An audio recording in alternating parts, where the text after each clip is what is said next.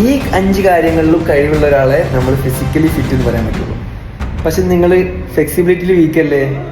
അപ്പോൾ flexibility improve ചെയ്യാനുള്ള കുറച്ച് മൂവ്മെൻറ്റ്സ് ആണ് ഞാൻ പഠിപ്പിച്ചു തരാൻ പോകുന്നത്. വേഗം കണ്ട് പഠിച്ച് ഫിറ്റ് ആയിക്കും.